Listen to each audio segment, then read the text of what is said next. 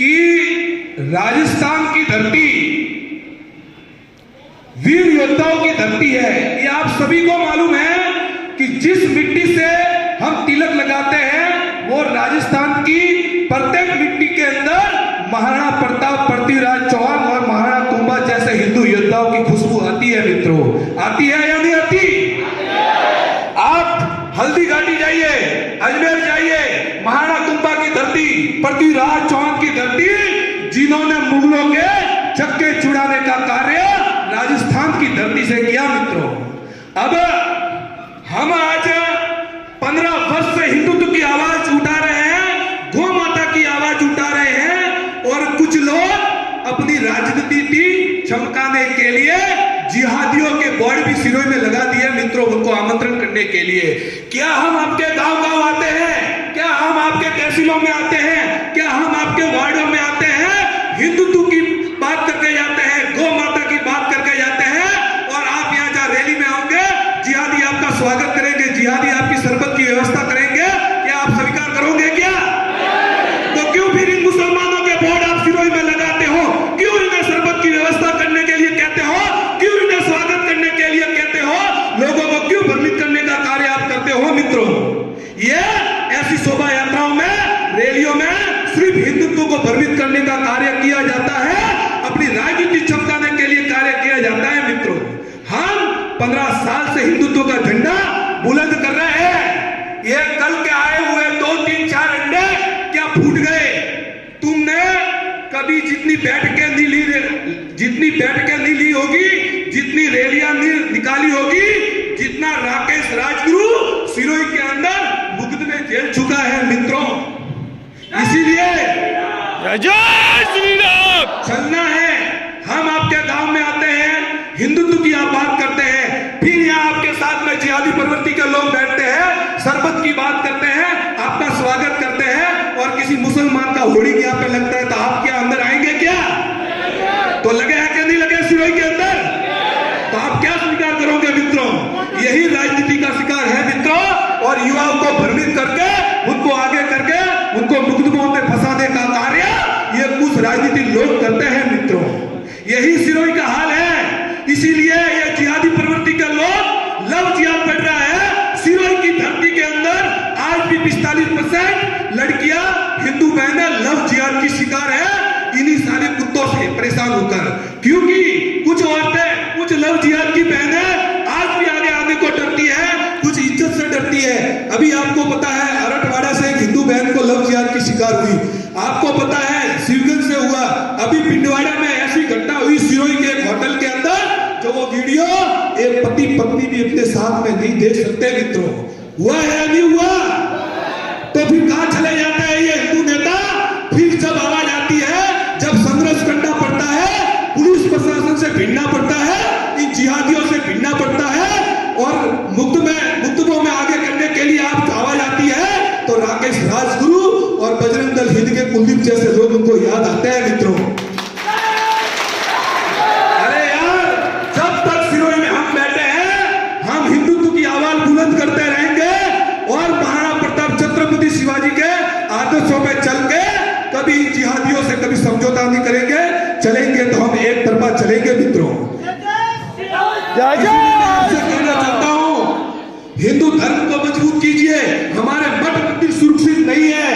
आज ऐसी स्थिति है कि हमारे मंदिर सुरक्षित नहीं है, हमारे साधु संत सुरक्षित नहीं है। सिरोही की घटना बता रहा हूं, कितने साधुओं की हत्या हो चुकी है अभी तक कम से कम 7 से 8 संतों की हत्या की है। एक संत की हत्या तो संत कार्यालय के अंदर 1.5 साल पहले की थी, जिसके 42 धाम ठोके थे। आप बताओ, तो आप किस हिंदुत्व की बात करते हो मित्रों? हमारी गौ माता सुरक्षित नहीं है, हमारा धर्म सुरक्षित नहीं है, हमारी बहनें सुरक्षित नहीं है, हमारी हिंदू बहन सुरक्षित नहीं है, और सिर्फ आप राजनीति की बात करते हो। हमारा धर्म मजबूत रहेगा तो हमारी जाति मजबूत रहेगी मित्रों, वरना जाति भी सुरक्षित नहीं रहेगी।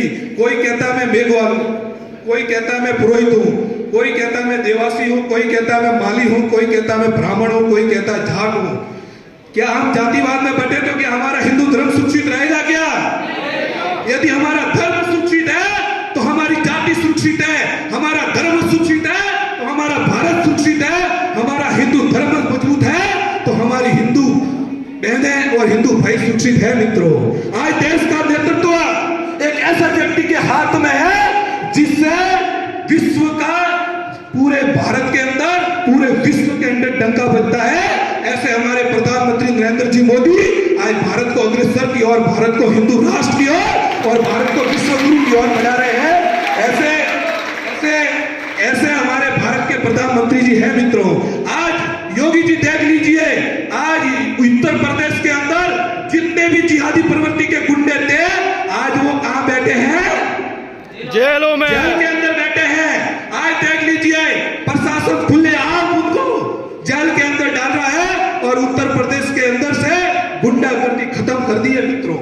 आज भी ऐसा ही राजस्थान को एक योगी जी की जैसे साधु संतों की सुरक्षित है, क्योंकि देश का भविष्य साधु संतों के नेतृत्व में ही चलता है।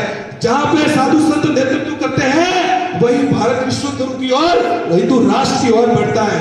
अब आपको पता ही है, बागेश्वर धाम धीरेन्द्र जी शास्त्री अभी उदयपुर आए थे, 2 लाख लोग आए थे और उन्होंने एक ही बात कही है, भारत हिंदू राष्ट्र हो गए, भारत हिंदू राष्ट्र हो गए। कहीं कटमुल्ले, कहीं जिहादी प्रवृत्ति के लोग आज भी उन्हें दबाने की कोशिश कर रहे हैं, लेकिन उनसे कहना चाहता हूं 100 करोड़ हिंदू आज भी बाला बागेश्वर धाम के साथ में, 100 करोड़ हिंदू उनके साथ में है। बागेश्वर धाम का कोई बात भी बाका नहीं कर सकता मित्रों।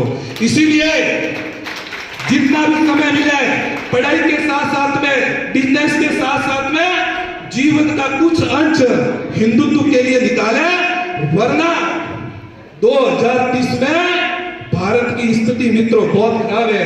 अभी 1.5 साल पहले बिहार के अंदर 2 आतंकवादी पकड़े गए थे, बिहार के अंदर।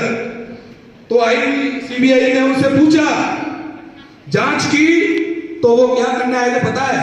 प्रधानमंत्री जी को टारगेट करने आए थे, यति नरसिम्हा सरस्वती जी महाराज को टारगेट करने आए थे। और तीसरा पॉइंट किया था कि अंदर के अंदर हम 2030 में भारत का प्रधानमंत्री भी मुसलमान बनाएंगे। ये अंदर के अंदर इनकी रणनीति चल रही है, आप सब ये देख लीजिए और सब ये आप स्थिति देख लीजिए, ये भारत की स्थिति है। हमारे पुलिस प्रशासन पर ये लोग हमला करते हैं, जयपुर के थानों पे हमला किया, करौली के अंदर हमला किया, बीकानेर के अंदर हमला किया, और जब भी प्रशासन के साथ में बजरंग दल कंधे से कंधा मिला के खड़ा रहता है पुलिस प्रशासन के साथ में मित्रों। इसीलिए प्रशासन भी एक समय ऐसा आएगा 2030 के अंदर कि पुलिस प्रशासन का, मिलिट्री का, सैनिक का और जो देश की सीमाओं पे जो नौजवान हमारी रक्षा करते हैं, तब हम भारत के अंदर सुरक्षित है। इनके जैसे लोग भारत के अंदर हमारी सुरक्षा करने का कार्य करते हैं, तो हमारा भी कर्तव्य है मित्रों कि जब भी ये आवाज होता है, इनके प्रशासन के ऊपर मुसीबत आती है, तो हिंदू समाज उनके कंधे से कंधा मिला के खड़ा रहेगा मित्रों। इसीलिए हमें राजस्थान की धरती के अंदर हिते जी भाई साहब जो पंजाब में रहते हैं, आज भी खालिस्तान के टारगेट पे रहते हैं। अभी आपको पता है खालिस्तानी एक आतंकवादी अमृतपाल, जो कुछ लोग कह रहे हैं फरार है, कुछ लोग कह रहे हैं भाग गया, कुछ लोग कह रहे हैं पुलिस ने पकड़ा था भाग गया, लेकिन ओरिजिनल ये चीज है कि उसका पुलिस प्रशासन ने एनकाउंटर कर दिया मित्रों। जय जय श्री राम। भाई साहब के साथ में Z+ की सुरक्षा रहती है, हितेश जी भाई साहब के साथ में। इनको पंजाब प्रशासन ने नजरबंद कर दिया था, 200 पुलिसकर्मी उनके घर के आसपास खड़े कर दिए थे, पीछे के दरवाजे से बाहर आए और राजस्थान की धरती के सिरोही की धरती पे आए, वरना कम से कम 50 से 100 पुलिस प्रशासन उनके साथ में रहता है मित्रों। क्योंकि उनकी जो गाड़ी थी, प्रशासन से जो बुलेट प्रूफ गाड़ी थी, वो भी अंदर रख के आए कि वहां के DIG या एसपी या कोतवाल साहब आए तो देख रहे हैं जी भाई साहब अंदर ही है, लेकिन वो सिरोही की धरती के लिए अन्य कार्यकर्ताओं से मिलने के लिए पाली, ब्यावर, जयपुर, सुमेरपुर के अन्य जिलों में कार्यक्रम करते करते अभी सिरोही जिले में आए हैं और हमें कार्यकर्ताओं से रूबरू हो रहे हैं। ऐसे शेर को हम सत सत नमन करते हैं मित्रों। विजय गांधी जैसे लोग पूरा जीवन को रक्षा के लिए दे दिया, जिन्हें अपने परिवार की चिंता नहीं, अपने शरीर की चिंता नहीं, तो हमें तो कम से कम महीने में 2 बार हिंदू समाज के लिए निकालना चाहिए। हम कार्यक्रम क्यों करते हैं मित्रों? हमारे भी बच्चे हैं, हमारे भी बिजनेस है, हमारे भी धंधा है, लेकिन आने वाली पीढ़ी को सुरक्षित रखने के लिए, आने वाली हमारी हिंदू बहन बेटियों को सुरक्षित रखने के लिए, कल उठ के वापस वो गुलाम न होवे, इसीलिए हमें लड़ना पड़ेगा। महाराणा प्रताप लड़े, क्यों लड़े? वो चाहते थे तो महलों में रह सकते थे, लेकिन घास की रोटी खाई, किनके लिए खाई? हम लोगों के लिए खाई। इसी के नाते अब हिंदू धर्म में हम आज भी जिंदा है, वरना हम टोपी पहन के बैठे होते।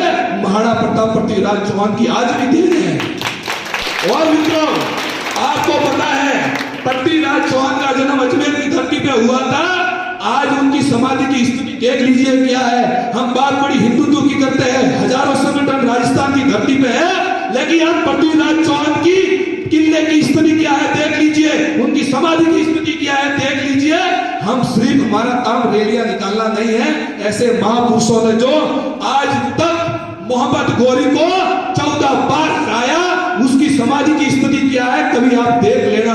जो 10,000 की मुगलों की सेना में अकेला कूद जाता था पृथ्वीराज चौहान, उसको इस मोहम्मद गोरी आतंकवादी ने धोखे से बंधक बनाया। मित्रों, ऐसे पृथ्वीराज चौहान की धरती पे जल्द अगस्त के अंदर, मैं आज ही ऐलान कर रहा हूं, तारीख की नहीं करूंगा, अगस्त या सितंबर के पहले मैं कम से कम 400-500 गाड़ियों का काफिला लेके अजमेर की धरती पर पृथ्वीराज चौहान की समाधि पर भगवा ध्वज लहरा के आएंगे और इन मुद्दों का जवाब देंगे कि पृथ्वीराज चौहान ने तुम्हारे चक्के छुड़ा दिए थे, जिनके लोग माथा टेकने जाते हैं। मित्रों, इसीलिए हमारे इतिहास में महापुरुष कायर नहीं थे, वो लड़े तो हम जिंदा है, हम लड़ेंगे तो हमारी आने वाली पीढ़ी सुरक्षित रहेगी। सबका लक्ष्य है हिंदुत्व का कार्य करना। मित्रों, इसीलिए जितना भी समय मिले, जब भी आह्वान करता हूं, आइए। हमने आज से 6 महीने पहले बहुत बड़ा कार्यक्रम किया था, शोभा यात्रा की थी, आपको पता ही है, 5 किलोमीटर लंबी लाइन लग गई थी। इसीलिए रैली भी समय समय पे होनी चाहिए, छोटी छोटी सभाएं भी होनी चाहिए, उससे कार्यकर्ताओं को सुनने में मिलता है। वरना रेडियो में आते हैं, सुबह आते हैं, शाम को चले जाते हैं, फिर एक दूसरे का परिचय तक नहीं होता। सभाएं भी होना जरूरी है। और मैं पुलिस प्रशासन से भी धन्यवाद देना चाहता हूँ, हमारी पुलिस कोतवाल साहब को, हमारे डिप्टी साहब को, हमारे एडिशनल एसपी साहब को, हमारे सीआई साहब को भी मैं धन्यवाद देना चाहता हूँ। इस कार्यक्रम को हमें समर्थन देने के लिए बहुत बहुत धन्यवाद। जय श्री राम।